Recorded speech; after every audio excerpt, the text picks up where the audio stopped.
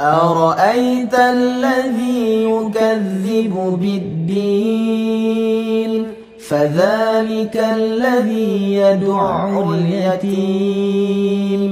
ولا يحض على طعام المسكين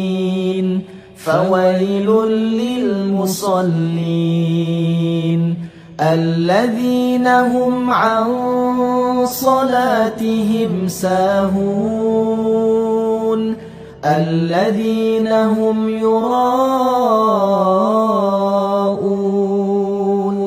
ويمنعون الماعون